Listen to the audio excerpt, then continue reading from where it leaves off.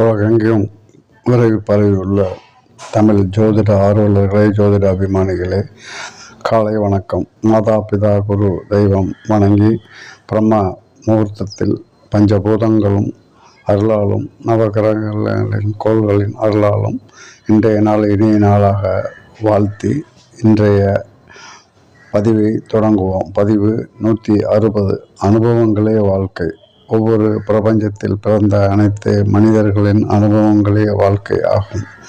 இதில் அவரவர்களுடைய கர்மாவை கழிப்பதற்காக இந்த பிரபஞ்சத்தில் உதித்து அவருடைய கர்மா முடிந்து அவருடைய இந்த பிரபஞ்சத்தை விட்டு நீங்குகிறார்கள்.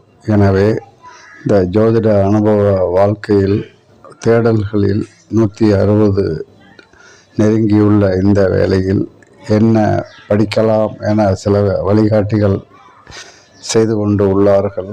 கலங்கரை விளக்கமாக வழிகாட்டியாக நாம் எந்த சிந்தையில் உதித்த பிரகாரம் என்ன இன்றைய காலகட்டத்தில் இளைஞர்களுடைய வழிகாட்டியாக சிறிது விளங்கலாம் என்ற ஆர்வத்துடன் இன்றைய பதிவுகளில் என்ன பற்றி எந்த பகுதி, அதாவது எந்த கருத்துள்ள ஒரு விழிப்புணர்வு நிகழ்த்தலாம் என யோசித்து முடிவு செய்து உள்ளேன். எனவே இன்றைய காலகட்டத்தில் 25 வயது முதல் 35 வயது உள்ள இளைஞர்கள் அதிகமாக தேடும் பகுதியை நான் அளிக்கலாம் என முடிவு செய்து பல வழிகாட்டல்களிடமும் பல இடங்களிலும் தேடும் இன்றைய கால இளைஞர்களுடைய சந்தேகங்களை விழிப்புணர்வு மூலமாக போக்கலாம் என்ற ஒரு முடிவு எடுத்து தொடர உள்ளேன். மனசாட்சி நீதிபதி என்ற ஒரு பகுதியை எடுத்துக்கொண்டால் அவரவர்கள் மனசாட்சிப்படி இருந்தால் எந்த விதமான ஒரு பூர்வ புண்ணியத்தின் அடிப்படையில் பரிகாரங்களும் மற்றவைகளும் தேவையில்லை. எனவே அவரவருடைய மனசாட்சிப்படி அவரவர்களுடைய நடக்க வேண்டியது அவரவருடைய கர்மாவாகும்.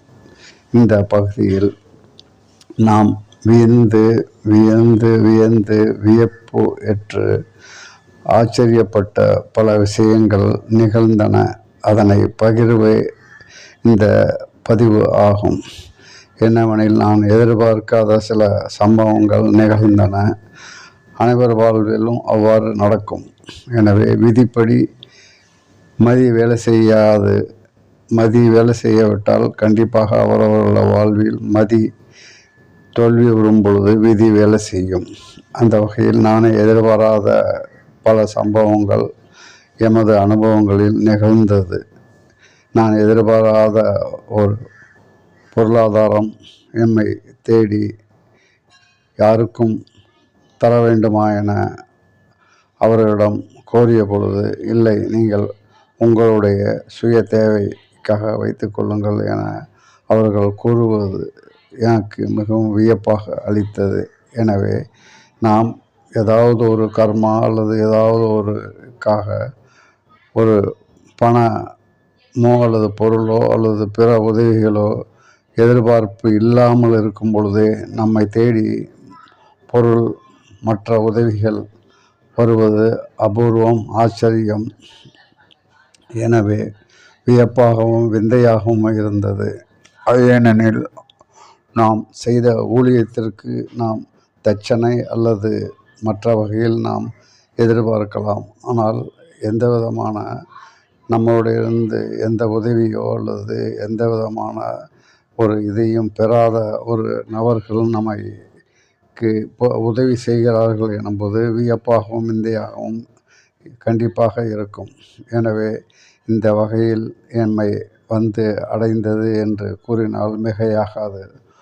உண்மையை பொய் போல் சொல்வதும் பொய்யை உண்மை போல் சொல்வதும் இன்று மலிந்து கிடக்கின்றன. எனவே இந்த பொய்யான உலகத்தில், இந்த பிரபஞ்சத்தில் 6 அறிவுள்ள பேசும் ஒரு மிருகம் அல்லது நடிக்கும் ஒரு மிருகம் என இந்த 6 அறிவுள்ள மனித பிறவியை கூறினால் மிகையாகாது. தவறான கொள்கையினால் தடுமாறுவதும், உதவும் குணவங்களால் ஏமாறுவதும், கட்டுப்பாடுகள் இல்லாமல் எல்லா வகையிலும் இன்னல்களை பெருக்கிக் கொள்வதும், ஏமாற்றங்களை சந்திப்பதும் அவரவர்களுடைய மனசாட்சிப்படி. எனவே அவரவர்களுக்கு வந்து சேரக்கூடிய பணம் அல்லது பொருள் அல்லது மற்ற உதவிகள் அவருடைய விதிப்படி நடக்கிறது. இந்த வகையில் எனது ஆச்சரியம் ஆகும். எனவே இந்த ஒரு பதிவில் வியந்து எம்மை நானே பரிசோதித்து கொண்ட ஒரு விஷயங்களை உங்களுடன் பகிர்ந்து கொள்வதில் பெருமகிழ்ச்சி அடைகிறேன். வியப்பாகவும் விந்தையாகவும் இருக்கிறது. எனவே அவரவர்களுடைய மனசாட்சிப்படி, அவரவர்கள் மனசாட்சியே அவரவர்களுக்கு நீதிபதி என்ற வகையில் எம்மால் பாதிப்புக்குள்ளானவர்கள் நமக்கு உதவ போவதில்லை, அல்லது நம்மளால் பயனடைந்தவர்கள் உதவுவார்கள். அப்படி வகையில் எம்மால் பயனடைந்தவர்களா அல்லது எம்மால் ஒரு பாதிப்படைந்தவர்களா என ஆச்சரியமாக உள்ளது. இந்த வகையில் பார்க்கும் பொழுது பாதிப்படையவர்கள் அல்லது அவருடைய மனசாட்சிகள் வேலை செய்ய ஆரம்பிக்கும் பொழுது அவரவருடைய குற்றங்கள், குறைகள் அவரவர்களுக்கு ஏற்படும். எனவே மனசாட்சியே நீதிபதி என்பது உண்மை. இது அனுபவ வாயிலாக தெரிய வருகிறது. எனவே அவரவருடைய மனசாட்சி நம்மால் பாதிப்புக்குள்ளானவர்கள் அல்லது எதிரிக்கு கூட சிரமங்கள் வரக்கூடாது, எதிரிக்கு கூட துரோகங்கள் செய்யக்கூடாது என நேர்மையாக வாழக்கூடிய நபர்கள் வெகு சிலரே. அந்த வகையில் எதிரிகள் கூட சிரமப்படக்கூடாது, எதிரிகளுக்கு கூட தீமை நிகழக்கூடாது என நினைக்குவது அபூர்வம். அந்த வகையில் எம்மால் பயன்பெற்றவர்களோ அல்லது எம்மால் பாதிக்கப்பட்டவர்களோ அல்லது என்னுடைய செயல்களால் அவர்களை ஆச்சரியப்படுத்தியதா என பார்க்கும் பொழுது எமக்கு தெரியாத புதிராக உள்ளது. இது புதிர் என்று தான் கூற வேண்டும். அடுத்த தொடர்ந்து பதிவுகளில் இன்றைய இளைஞர்கள் 25 வயது முதல் 35 வயது உள்ள நபர்கள் தேடும் ஒரு விஷயங்களை நாம் அளிக்க எத்தனித்து கொண்டு இருக்கும் பொழுது, இந்த பிரம்ம முகூர்த்தத்தில் இந்த ஒரு வியப்பான, ஆச்சரியமான, விந்தையான நிகழ்வுகள் நடந்ததை உங்களுடன் பகிர்ந்து கொள்வதில் பெருமகிழ்ச்சி அடைகிறேன். எனவே நாம் நம்முடைய பிரபஞ்சத்தில் கர்மாவை இந்த வகையில் நாம் பூர்த்தி செய்ய வேண்டிய கட்டாயத்தில் உள்ளோம். மாதா பிதா குரு அருளாலும், மானசீகமான குருவின் அருளாலும், தற்கால வழிகாட்டி மற்றும் கலங்கரை விளக்கமாக விளங்கக்கூடிய குருமார்களின் ஆசீர்வாதங்களுடனும் இந்த நாள் இனிய நாளாகவும் மற்றும் எல்லோரும் எல்லா என்னுடைய நன்மைகளையும் பெற ஆசீர்வதித்து இன்றைய பதிவை இத்துடன் முடிவு செய்ய எண்ணி உங்களிடமிருந்து விடைபெறுவது உங்களுடைய நன்மை, சேமங்கள் மற்றும் உங்களுக்கு வழிகாட்டுகிறேன் என்ற ஒரு பெருமையுடனும், உங்களுக்கு சரியான ஒரு வழிகாட்டாக விளங்குவதில் பெருமை அடைகிறேன். எனக்கு சிலர் வழிகாட்டிய பொழுது நானும் அவ்வாறு தான் இருந்தேன். எனக்கு சரியான வழிகாட்டல்கள் கிடைக்காத பட்சத்தில் நான் தடுமாற்றங்கள் எனக்கு ஏற்பட்டதன் அனுபவங்களே நான் மற்றவர்களுக்கு வழிகாட்டி கொண்டு உள்ளேன்.